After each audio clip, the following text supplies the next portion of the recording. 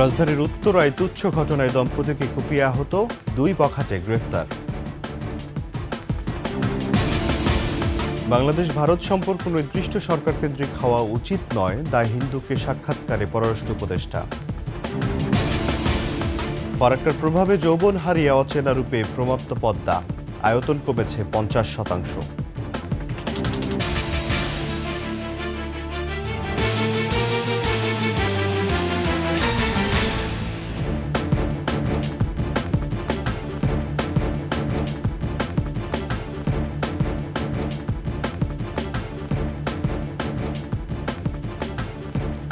শুনছিলেন সংবাদ শিরোনাম।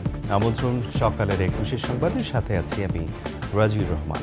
দর্শক, 21 টেলিভিশনের সংবাদ একসাথে সরাসরি দেখতে পাবেন আমাদের ফেসবুক পেজ www.facebook.com/2124 অনলাইনে। এছাড়া সাবস্ক্রাইব করতে পারেন www.youtube.com/@21TV চ্যানেলে।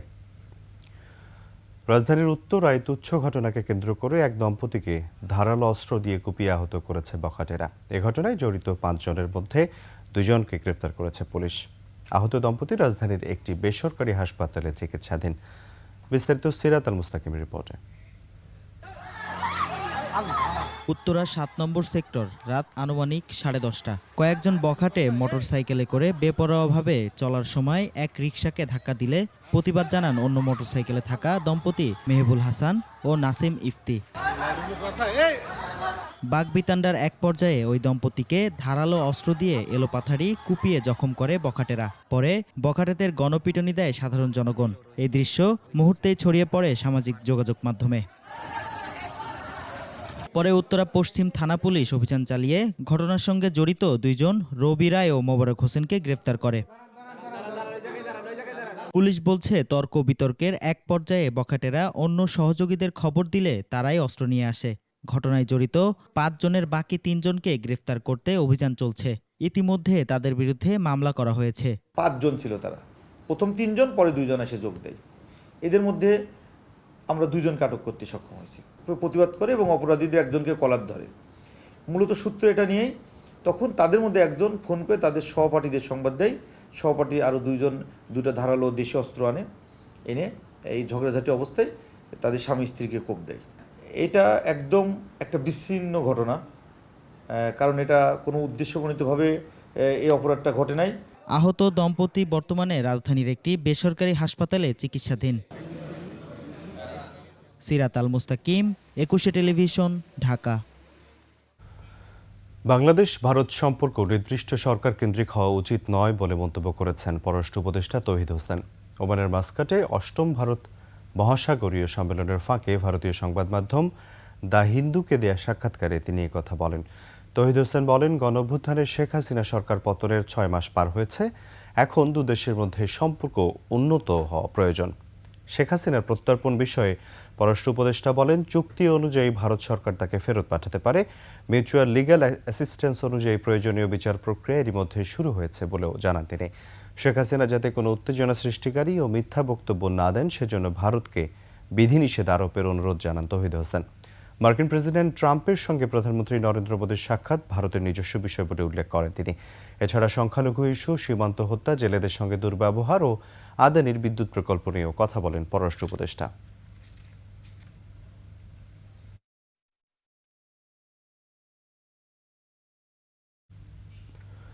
পদ্মার বুক জুড়ে শুধু বালু আর বালু।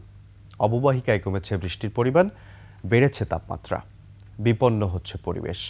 ফারাক্কার প্রভাবে জৌলুস হারিয়ে অচেনা রূপে একসময়ের প্রমত্ত পদ্মা। নদীর আয়তন কমেছে প্রায় 50%, যেন মরুময় দেশের কোনো একটি অঞ্চল। হাসান আল মবিনের ক্যামেরায় রাজশাহী বিভাগীয় প্রতিনিধি বদরুল হাসান লিটনের তথ্যচিত্রে ডেস্ক রিপোর্ট। পদ্মার অববাহিকায় গড়ে উঠেছে এই অঞ্চলের সভ্যতা ও সংস্কৃতি। বৃহত্তর রাজশাহী অঞ্চলের মানুষের জীবন জীবিকারও অন্যতম উপলক্ষ ছিল এই নদী। যৌবন হারিয়ে পদ্মা এখন ধুধু বালুচর। 4-5 দশক আগেও কয়েক কিলোমিটার দূর থেকে শোনা যেত খরস্রোতা প্রমত্তা পদ্মার গর্জন। ফারাক্কা বাঁধের প্রভাবে পানি প্রবাহ কমে আয়তন অর্ধেকে নেমেছে, কমেছে গভীরতাও। বিলুপ্তির পথে অনেক দেশীয় প্রজাতির মাছ। চর এখন আর দিন দিন বেড়ে আসছে, মানে বড় হইতেই আছে চর। যখন বন্যা কমে যায় তখন আপনার এই চর মরুভূমি হয়ে যায়। পানি নাই কারণে আমাদের মাছও নাই নদী। জলজ প্রাণী, জলজ উদ্ভিদ এসব হতো স্বাভাবিকভাবে, সেগুলো বিলুপ্ত হচ্ছে। গ্যাঞ্জেস ডলফিন আর নাই, আমরা ডলফিন দেখি না। আরও প্রায় 7-8 রকম মাছ, এই মাছগুলো আমরা এখন আর দেখি না। পানি প্রবাহ নিজেদের নিয়ন্ত্রণে নিতে প্রতিবেশী ভারত পদ্মার 18 কিলোমিটার উজানে ফারাক্কা বাঁধ চালু করে 1975 সালের 21 এপ্রিল। এই বাঁধ দিয়ে ভারত পশ্চিমবঙ্গের ভাগীরথী ও হুগলি নদীতে পানি প্রত্যাহার শুরু করে। আগামী বছর কিন্তু ফারাক্কা চুক্তি মেয়াদ শেষ। ফারাক্কা যেটা আসলে আমরা পানি পাওয়ার কথা, সে পানিটা ড্রেনেজ হয়ে সাগরে চলে যাচ্ছে। পদ্মায় প্রবাহ কমার কারণে বরেন্দ্র অঞ্চলে নেমে গেছে মাটির নিচে পানির স্তর। বর্তমানে রাজশাহী অঞ্চলে মাটির নিচে পানির স্তর 125 ফুট নিচে। গবেষকরা বলছেন 1984 সালের তুলনায় নদীর আয়তন কমেছে প্রায় 50%, গভীরতা কমেছে 17.8% আর প্রবাহ কমেছে 26.2%। এই চরগুলা সৃষ্টি হওয়ার কারণে নদীর অববাহিকা আপনার সংকুচিত হয়ে যাচ্ছে। নদীর প্রবাহর জন্য প্রপার স্পেস বা রাইট অফ ওয়ে পাচ্ছে না।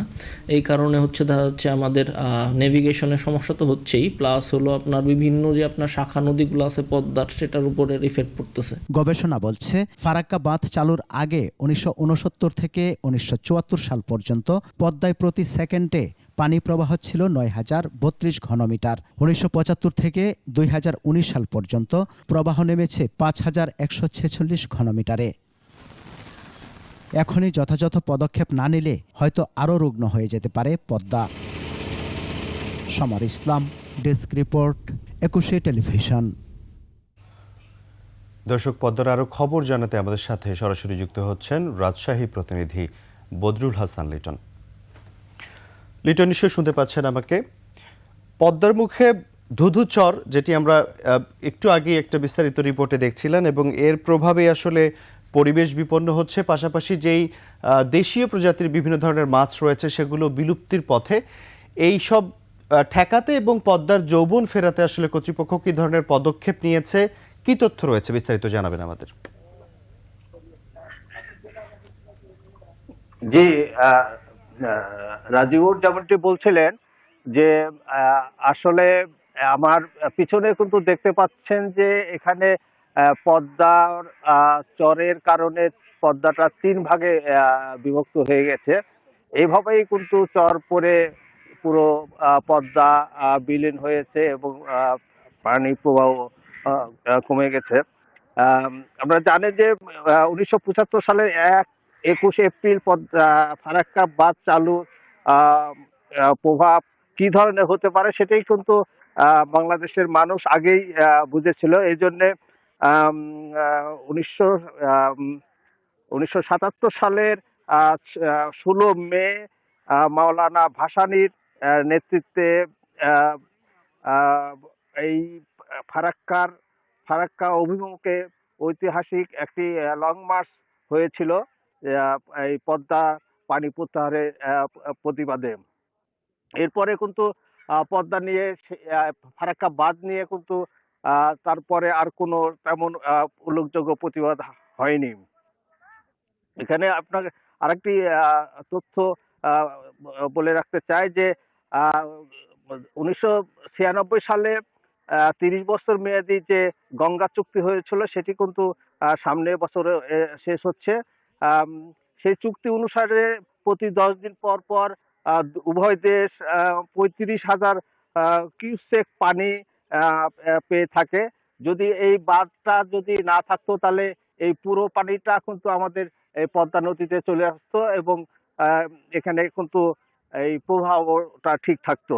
আর আরেকটা বিষয় আমি এখানে জানিয়ে রাখি যে পদ্মার বাঁধ চালুর আগে, পদ্মার বাঁধ চালুর পরে, এখন এই মুহূর্তে বা এই শুষ্ক মৌসুমে বিশেষ করে জানুয়ারি থেকে মে পর্যন্ত কিন্তু পদ্মায় প্রতি সেকেন্ডে 2033 ঘনমিটার পানি প্রবাহ হয়, যেটি ফারাক্কা বাঁধ তৈরির আগে ছিল 3685 ঘনমিটার। তো এইভাবেই কিন্তু রাজশাহীতে বা এই পদ্মা নদীতে এই বিভিন্ন চর পড়ে তার প্রবাহ কমে গেছে। এই পদ্মার প্রবাহ ফেরাতে কিন্তু কর্তৃপক্ষ এবার নানাভাবে উদ্যোগ নেওয়ার কিছু পরিকল্পনা করেছে। এই ছিল পদ্মার সর্বশেষ পরিস্থিতি। লিটন, ধন্যবাদ আপনাকে। একুশে টেলিভিশনের নিচতলায় পেয়ালা ক্যাফেতে অগ্নিকাণ্ডের ঘটনাটি দুর্ঘটনা নয়। পেয়ালা ক্যাফে ম্যানেজার মেহেদী হাসান রিমন পরিকল্পনা করে এই আগুন লাগায়। তাকে গ্রেপ্তার করেছে পুলিশ। মানিক শিকদারের রিপোর্টে বিস্তারিত। শনিবার রাত 8:15টার দিকে কারওয়ান বাজারের একুশে টেলিভিশনের নিচতলায় আগুন লাগে। ভবনটিতে ব্যাংক, বিমা সহ বেশ কিছু প্রতিষ্ঠান রয়েছে। অগ্নিকাণ্ডের ঘটনায় আতঙ্কিত হয়ে পড়ে এই ভবনের কর্মরত কর্মীরা। ফায়ার সার্ভিস এসে আগুন নিয়ন্ত্রণে আনে। অগ্নিকাণ্ডের পর ফায়ার সার্ভিস এবং পুলিশের প্রাথমিক তদন্তে বের হয়ে আসে এটি দুর্ঘটনা ছিল না। পরে পেয়ালা ক্যাফের ম্যানেজার মেহেদী হাসান রিপনকে আটক করে পুলিশ আসছিল পিয়ালার যে ম্যানেজার, ওনাকে জিজ্ঞাসাবাদের জন্য ওনাকে তেজগাঁ থানায় নিয়ে গেছে। পুলিশ জানায় অগ্নিকাণ্ডের সাথে নিজের সংশ্লিষ্টতা স্বীকার করেছে রিপন। তাকে ব্যাপক জিজ্ঞাসাবাদে সে জানায় যে সে একজন অনলাইন জুয়ারি। সে এই পেয়ালা যে ক্যাফে, এই ক্যাফের ক্রয় বিক্রয়ের প্রায় 85,000 টাকার হিসাব সে না দেওয়ার জন্য, অর্থাৎ টাকার চুরির দায় থেকে বাঁচার জন্য সে নিজেই শুধু পরিকল্পিতভাবে সেই আগুনের ঘটনাটা ঘটিয়েছে। এর সাথে আর কেউ জড়িত ছিল কিনা তাও খতিয়ে দেখা হচ্ছে। আমরা আরও গভীরে যাব। যদি কেউ এরকম দেখা যায় যে কোনো গোষ্ঠী কেউ এই ঘটনার সাথে জড়িত থাকে, সেটা আমরা বের করে নিয়ে আসবো। মানিক শিকদার, একুশে টেলিভিশন, ঢাকা। এদিকে আগুনের ঘটনা থেকে রক্ষা পাওয়ায় দোয়া ও মিলাদ মাহফিল করেছে একুশে টেলিভিশন কর্তৃপক্ষ। একুশে টেলিভিশনের কার্যালয়ে এই দোয়া ও মিলাদ মাহফিল আয়োজন করা হয়। এ সময় পবিত্র কোরআন থেকে তেলাওয়াত করা হয়। পরে মোনাজাতে গত 15 ফেব্রুয়ারি একুশে টেলিভিশন ভবনের নিচে পেয়ালা ক্যাফেতে লাগা আগুন থেকে রক্ষা পাওয়ায় আল্লাহর কাছে শুকরিয়া জানানো হয়। এছাড়া একুশে টেলিভিশনের চেয়ারম্যান ও সিইও আব্দুস সালাম সহ একুশে পরিবারের সবার মঙ্গল কামনায় দোয়া করা হয়।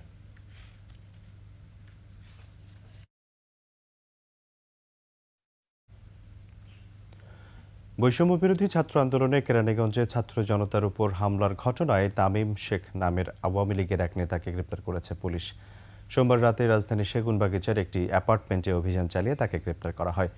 প্রত্যক্ষদর্শীরা জানান, রাত 11:30টার দিকে ভবনটিতে প্রবেশ করে পুলিশ। যদিও এ সময় গণমাধ্যমকে ভেতরে প্রবেশ করতে বাধা দেওয়া হয়। তামিম শেখকে আটকের পর প্রথমে শাহবাগ থানায় নেওয়া হয়। পুলিশ কর্মকর্তারা টেলিফোনে জানান, তামিমের বিরুদ্ধে গণঅভ্যুত্থানে ছাত্র জনতার হামলা এবং হত্যাকাণ্ডের অভিযোগ রয়েছে।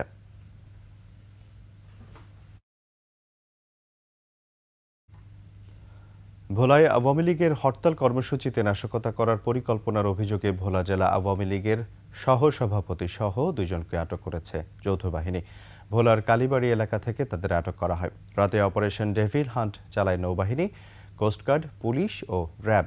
এ সময় জেলা আওয়ামী লীগের সহসভাপতি দোস্ত মাহমুদ এবং শিল্প ও বাণিজ্য বিষয়ক সম্পাদক হেলাল উদ্দিনকে আটক করা হয়। পুলিশ জানায়, কেন্দ্রীয় কর্মসূচির অংশ হিসেবে তারা ভোলায় হরতাল ও নাশকতার পরিকল্পনা করছিল। ফরিদপুরে এবার লক্ষ্যমাত্রার চেয়ে বেশি জমিতে সূর্যমুখীর আবাদ হয়েছে। কম খরচে লাভবান হওয়ায় আগ্রহী হচ্ছেন কৃষকরা। আবাদ বাড়াতে বীজের যোগান দিচ্ছে বিএডিসি। ফরিদপুর প্রতিনিধি জাহিদ রিপনের তথ্যচিত্রে ডেস্ক রিপোর্ট। দিগন্ত বিস্তৃত সবুজের মাঠে হলুদ রঙের সমারোহ। এই দৃশ্য টানছে প্রকৃতি প্রেমীদের। দল বেঁধে আসছেন সূর্যমুখীর মাঠে। ফুল দেখতে ভালো লাগে, ফুল সবারই ভালো লাগে। টিভি শোতে দেখতে পাচ্ছি যে ফরিদপুরে সূর্যমুখী বাগানে শুটিং করতে আসছে। আমরা মাঝে মধ্যেই আসি, এখানে আড্ডা দিই। আমরা চর প্রদূষণ থেকে আসছি, আর এখানে মোটামুটি ভালো লাগতেছে। অনেক সুন্দর পরিবেশ, অনেক সুন্দর লাগছে। বন্ধু বান্ধব মিলে আসছে, ছবি তুলছে। তবে পর্যটক টানা নয়, কোলেস্টেরল মুক্ত সূর্যমুখী তেলের চাহিদা বাড়ায় বাড়ছে আবাদ। বীজ বিতরণ সহ চাষে উদ্বুদ্ধ করছে কৃষি উন্নয়ন কর্পোরেশন। এটা দিন দিন কৃষকদের মাঝে জনপ্রিয় হচ্ছে এবং আশা করি যে আগামীতে এটার আরো ব্যাপক সম্প্রসারণের সুযোগ আছে। বিশেষ করে আমাদের চর এলাকাগুলোতে সূর্যমুখী ব্যাপক চাষের সম্ভাবনা আছে। জেলার 6 হেক্টর জমিতে সূর্যমুখী চাষের লক্ষ্যমাত্রা ধরেছিল কৃষি বিভাগ, তবে তা ছাড়িয়ে আবাদ হয়েছে 10 হেক্টরে। সূর্যমুখীর আবাদ আরও চান কৃষকরা। এটা একটা দর্শনার্থী হয়ে গেছে। এখানে মানুষ আসে, আনন্দ ফুর্তি করে, আবার চলে যায়। বীজের চাহিদা পূরণে 6 একর জমিতে সূর্যমুখী চাষ করেছে বিএডিসি।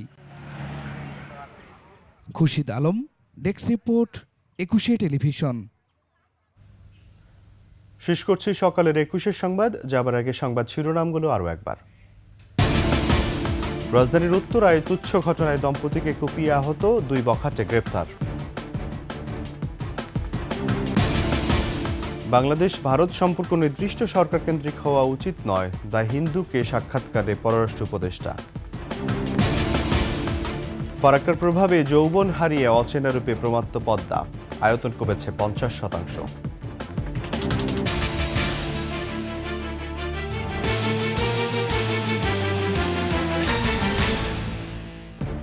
সর্বশেষ সংবাদ জানতে ডায়াল করুন 2021 নম্বরে আর ভিজিট করুন 21-tv.com ওয়েবসাইটে।